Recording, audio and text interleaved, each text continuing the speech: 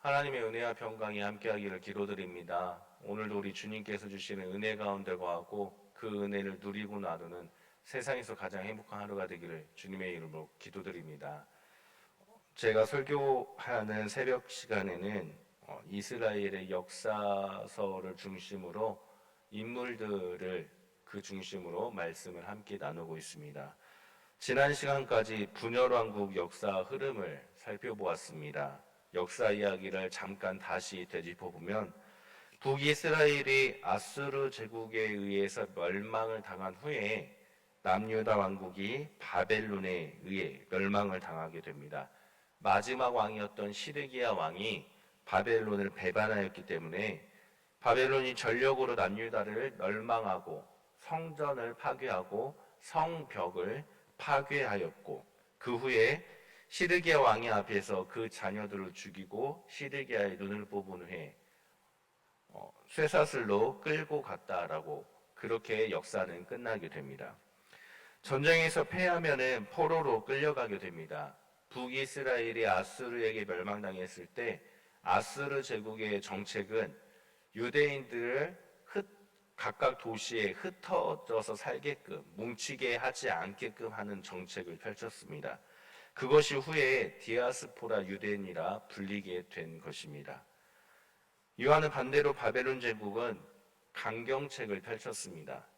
남유다를 멸망시킨 후 귀족들과 기술자들과 왕 등의 사람들을 포로로 끌고 갔고 자신들의 명령을 어기면 과감하게 처참하게 고문도 하고 죽이는 강경책을 펼쳐서 다른 나라들에게 바벨론 제국이 강하다라는 것을 보여줬던 것입니다.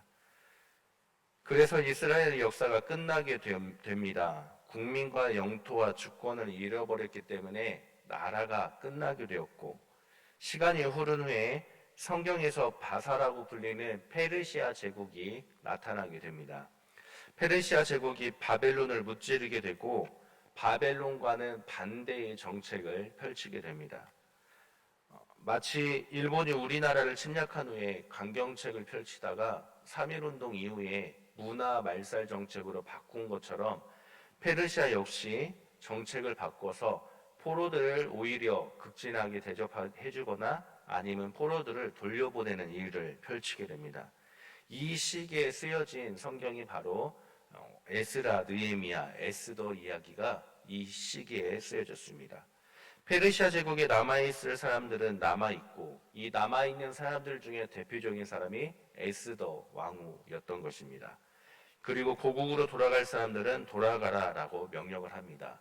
왜냐하면 페르시아는 여러 신들을 섬겼기 때문에 고국으로 돌아가 너희가 믿는 신들의 성전을 짓고 그곳에서 페르시아와 왕을 위해서 기도하라고 돌려보내게 된 것입니다.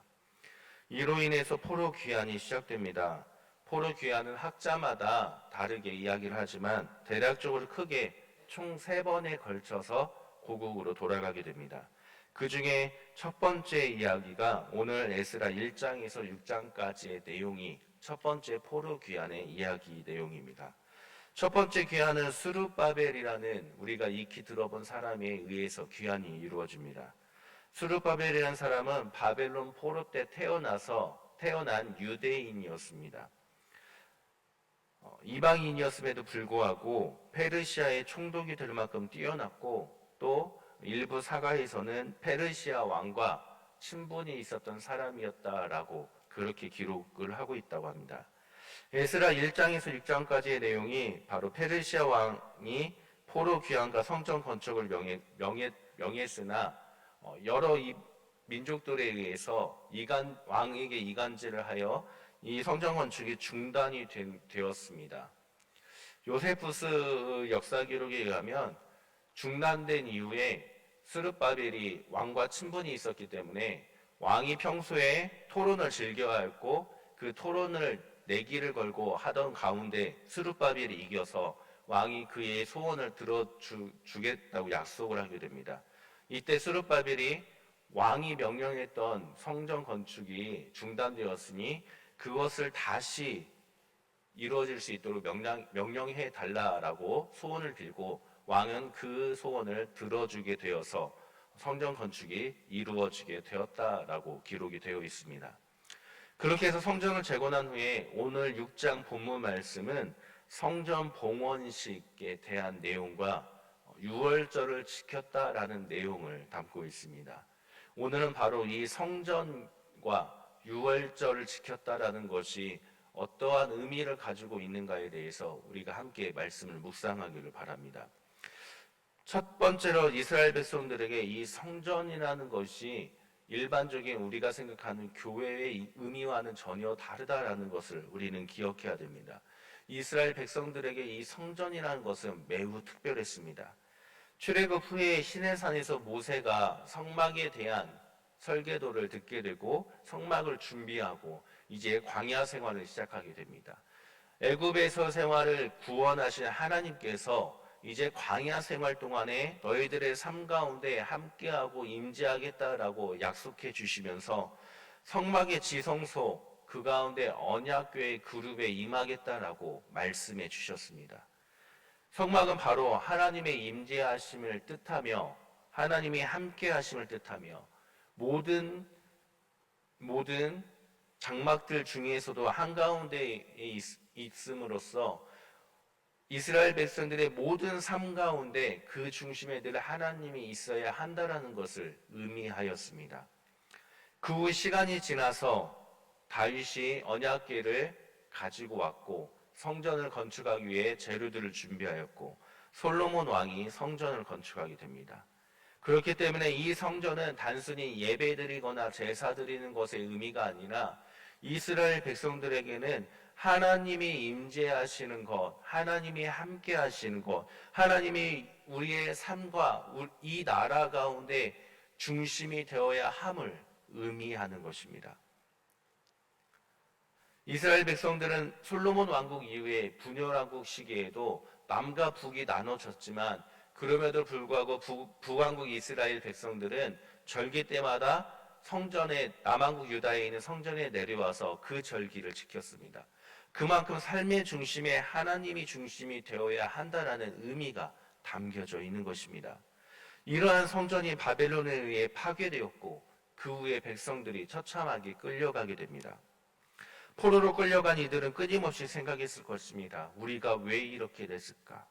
무엇 때문일까? 그 결과 그들은 우리가 하나님 말씀대로 살지 않았기 때문에 하나님 앞에 죄악을 행했기 때문에 하나님이 우리를 떠나셨다라고 생각했습니다. 그래서 끊임없이 이 시기에 선지자들은 죄악에 대한 회개와 하나님께서 회복시켜 주실 것이라는 소망을 외쳤던 것입니다. 그 후에 페르시아가 패권을 잡아 성전을 재건하라고 명령했을 때 이스라엘 백성들에게는 우리의 삶 가운데 하나님이 드디어 함께 하시는구나 라고 고백했을 것입니다. 하나님께서 우리 가운데 이제 임재하셨다. 바로 이들에게 성전은 어떠한 상황 가운데서도 그들의 삶에서도 하나님이 함께 하시고 하나님이 중심이 된다라는 상징적인 의미가 담겨져 있다라는 겁니다. 그렇다면 우리들의 삶은 어떻습니까? 우리들의 삶의 중심은 무엇입니까? 하나님이 함께 하심을 상징하는 성전은 감사하기로 예수 그리스도로 인해서 완성되어집니다. 주님께서 죽으시고 부활하심으로 인해 우리와 영원히 함께 하신다는 임마누엘의 그 약속 때문에 하나님은 성전이 아닌 우리와 함께 하시게 된 것입니다. 그리고 주님의 말씀처럼 이제는 우리가 주님의 거룩한 성전이 되었기 때문에 주님은 우리와 영원히 함께 하심을 기억해야 됩니다. 그렇다면 우리의 삶의 중심은 과연 무엇이 중심으로 살아가고 있습니까? 오늘 말씀을 통해서 이스라엘 백성들에게 하나님이 함께 하신다는 것이 얼마나 간절한 소망이었고 얼마나 중요했는가를 알 수가 있습니다. 마찬가지로 우리들의 삶 가운데 함께 하신다고 약속하신 그 하나님의 말씀을 우리가 기억하고 또 우리의 삶의 걸음마다 함께 하시고 이끌어 주시는 그 하나님의 은혜를 우리는 기억해야 됩니다. 그리고 우리를 주님의 몸된 성전으로 불러주시고 함께 해주신 주님께 감사하면서 나 중심이 아니라 주님 중심으로 살아가야만 하는 것을 기억하시길 바랍니다. 우리가 오늘 하루를 살아갈 때 주님 중심으로 살아감으로 인해서 하나님과 함께하는 그 행복을 누리는 행복한 하루가 되기를 주님의 이름으로 기도합니다. 두 번째로 성전 봉헌을 마친 이스라엘 백성들이 지킨 것은 유월절이었습니다. 유월절이 무엇입니까? 출애굽을 이끄신 전능하신 하나님, 10가지 재앙들을 보여줌으로써 애굽의 그 모든 신들보다 뛰어남을 깨닫게 해주신 그 하나님의 놀라움을 기억하라고 명령하신 절기입니다. 유월절은 중요합니다. 하나님의 전능함과 구원의 은혜를 기억하는 절기이기 때문입니다. 이러한 유월절이 여호수아까지 지켜지다가 그 이후에 지켜지지 못했습니다. 그래서 사사기의 암흑 시대를 경험하게 되었고 분열왕국 시대를 경험하게 됩니다. 요시야가 성전을 리모델링하는 가운데 유월절 말씀을 발견하게 되어서 그때 유월절 말씀을 온 백성에게 선포하고 지키게 되었던 것입니다. 페르시아에 의해 귀국하여 성전을 건축한 이들이 성전 봉헌식 후에 절기가 되어서 유월절을 지켰다라는 것은 큰 의미가 있습니다. 하나님의 구원하심의 은혜, 하나님의 놀라운 전능함을 기억해야 한다라는 것을 나라의 멸망과 포로 생활이라는 것으로 뼈저리게 뼛속까지 경험을 했기 때문입니다. 포로 생활 70년, 포로 때 태어난 2세대의 사람들, 이들은 모두가 하나님의 전능함과 구원의 은혜가 얼마나 중요했는지를 몸으로 경험했기 때문에 이들이 성전 봉헌식을 마친 후에 유월절 절기가 되어서 유월절 하나님의 전능함을 기억하기 위해 유월절을 지켰다라는 겁니다.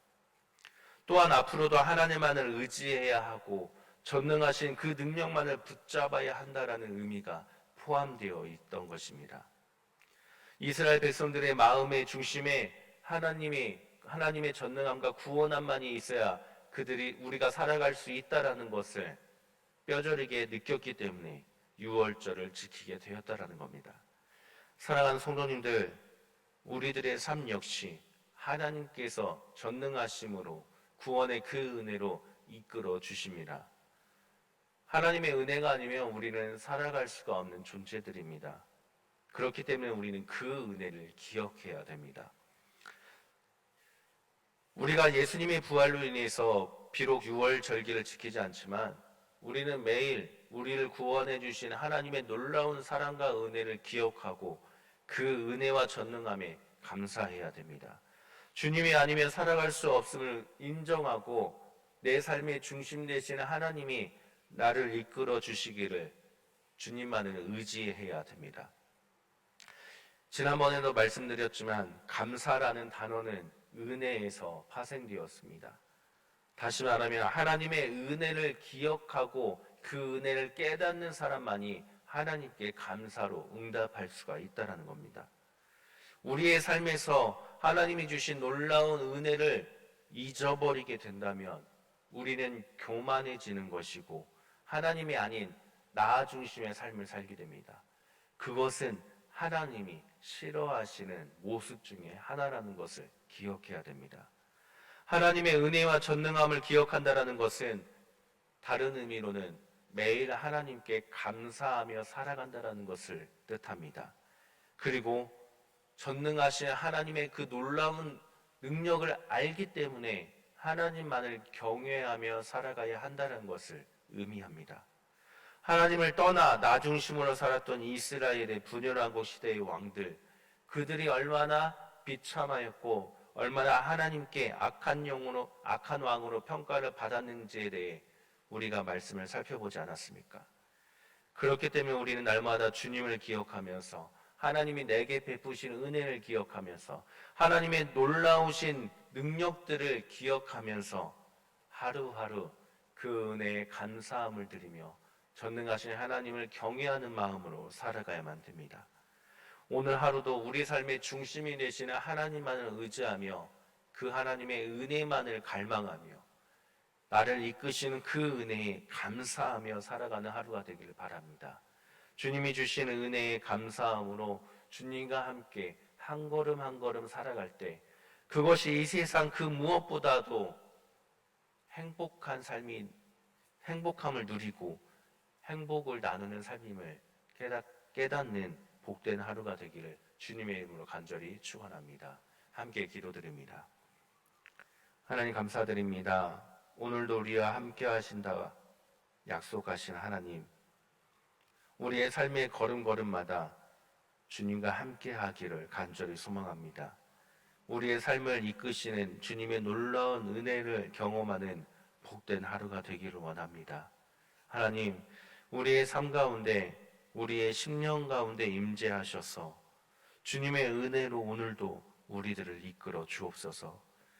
오늘 하루 살아가면서 하나님을 기억하고 내게 베푸신 하나님의 은혜와 놀라운 주님의 행하심을 기억하며 오직 주님께 감사함으로 살아가는 행복한 하루가 되게 하여 주옵소서. 우리를 구원하신 예수 그리스도의 이름으로 기도드립니다. 아멘.